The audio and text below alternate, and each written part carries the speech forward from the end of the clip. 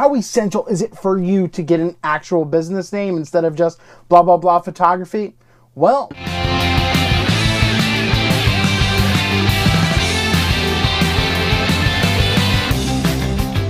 I've been meaning to make this video for a while because this is something that doesn't make sense to me, and that is just a generic brand name, blah, blah, blah photography, or John Smith photography. You Google John Smith photography, you will not be found because your SEO probably sucks, and first of all, it's one of the most common names out there. So it just doesn't make sense to me if that you're creative, you're an artist, you're a photographer, you're in the visual medium, anything like that, and you just have a generic business name. Well, you know, you should express creativity in regards to that as well. Put some freaking thought into it. Now, I know it's tough for a lot of people, and I'll give you how I got my business name, The Guy with the Eye, but it's just like Susie Q's photography. It's not interesting. Now, just think of yourself as a client. If you're looking to hire someone, would you want someone that's called, oh, The Guy with the Eye photography, or, you know, clickety clackety photography or something? Probably not that, but just something that's a little more unique, something that separates John Smith photography from the competitor Jane Doe photography.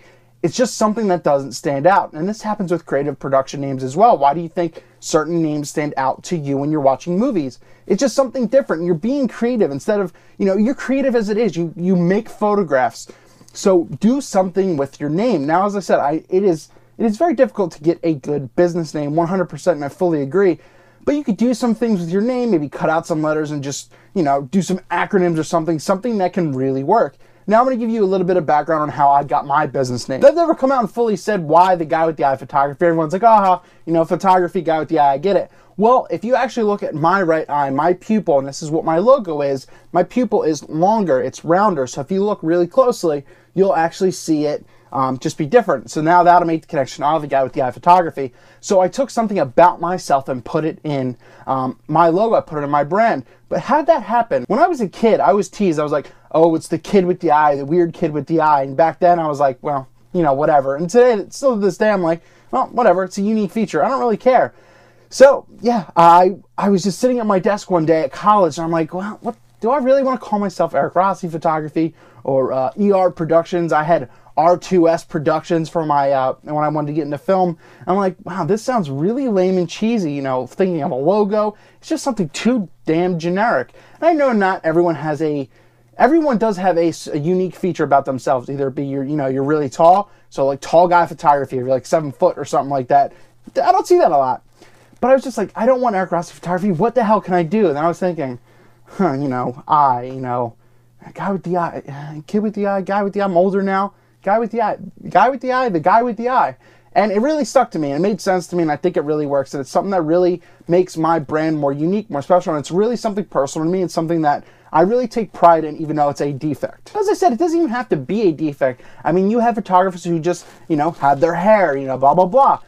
It's just something you can do. It's something that is really easy. And I really want to stress doing something more of a personal, something more interesting than just a generic, blah, blah photography. Because when you're being searched or whatever it is, if you're handing out business cards, it's not something that sticks out to you. Would you rather read something that's, that shows a great logo or whatever that you can get, you're like, oh, this is really awesome. Or just some generic thing, John Smith photography, you probably wouldn't want to pick that up and you would just be like, yeah.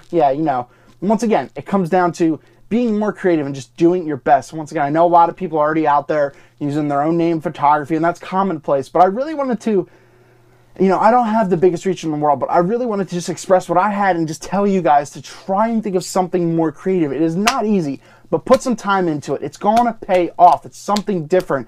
As I said, if I went, Eric Rossi Photography, it's boring, and it's not something that I would personally want to put out there. That's why I was able to sit down, really think, and channel what I wanted The Guy with the Eye.